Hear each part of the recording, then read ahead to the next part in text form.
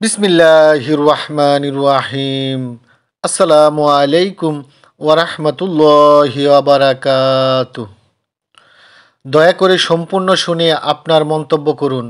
আজকের আয়োজনে যা থাকছে: সাদ সাবের ভিসা রেডি হচ্ছে, মোহাম্মদ আসাদুল্লাহ ফকির। বিশ্ব ইজতেমাকে ঘিরে হয়েছে যত হত্যা আর সংঘাত, এখনো উত্তাল রাজপথ, চলছে সমাবেশ আর প্রতিবাদ। হামলার জন্য হয়েছে মামলা, অভিযুক্তদের নিল কারাগারে। মহামান্য হাইকোর্টের রায়ে 23 জনের জামিন মঞ্জুর করে। তা নিয়ে বিক্ষোভ মিছিল বাইতুল মুকাররম মসজিদ প্রাঙ্গণে। জুবায়ের পন্থীদের হুঙ্কারের গর্জন তুলছে জাতির সামনে। সাতপন্থীদের বিজয় হয়েছে, তারা ব্যস্ত অন্য কাজে। তারা সাদ সাবের ভিসা রেডি করার কাজে এখন আছে।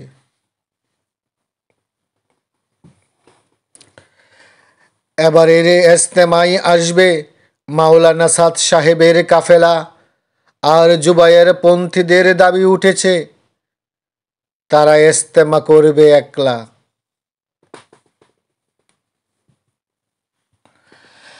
ইজতেমা একটাই হবে, সাদ সাবকে আসতে দিবে না। এদিকে সাতপন্থীরা তাদের এ দাবির কর্ণপাত করে না। সাতপন্থীরা বলে, সাদ সাব আসার কথা উঠলেই তাদের জ্বালা ওঠে। কোনো না কোনো কারণ বের করে দলবল নিয়ে নেমে পড়ে মাঠে। তাদের কাছে সাদ সাব যেন এক আতঙ্কের নাম, তাই উনার নামে সকাল সন্ধ্যায় করে বেড়াই বদনাম।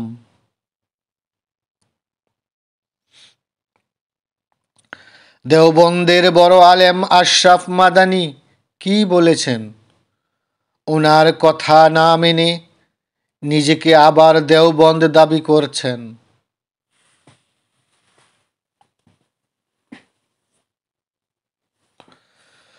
সাদ সাবের ভিসা রেডি হচ্ছে, তিনি ইজতেমায় আসবে। কে কি বলল সেটা বাংলাদেশের সরকারে দেখবে।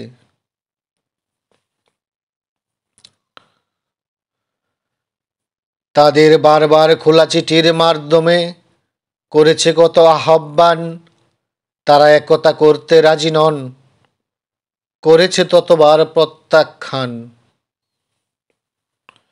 সাতপন্থীরা বলে, আসলেই তারা কি চায়? মুসলমান বুঝতে পারছে, রাজনীতি স্বার্থ হাসিলের জন্য তারা তাবলিগ জামাতের ক্ষতি করছে। যারা তাবলিগে সময় না লাগিয়ে বড় বড় ভাষণ দিচ্ছে, তাদের আশা তারা তাবলিগের আমির হওয়ার চিন্তা করছে।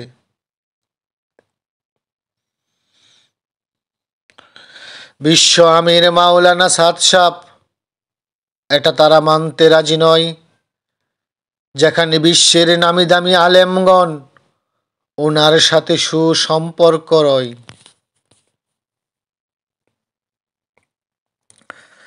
সাদ সাবের ভিসা রেডি হচ্ছে, সাতপন্থীরা উনাকে আনবেই। উনাকে সাথে নিয়ে বক্তরা টঙ্গী বিশ্ব ইজতেমা করবেই। এত সংঘাতের মাঝে মাওলানা সাদ সাব কি আসবেন? এটা অনেকের প্রশ্ন, শ্রোতারা দয়া করে উত্তর দিয়ে যাবেন।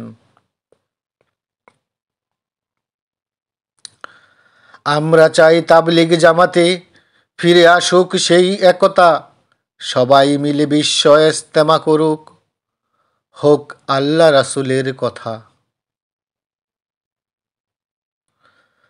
সকলেই ভালো থাকবেন, সুস্থ থাকবেন। তাবলিগ জামাতের একতার জন্য কাজ করুন, দয়া করে কাজ করুন, দয়া করে কাজ করুন। আল্লাহ হাফেজ। আসসালামু আলাইকুম ওয়া রাহমাতুল্লাহি ওয়া বারাকাতুহু।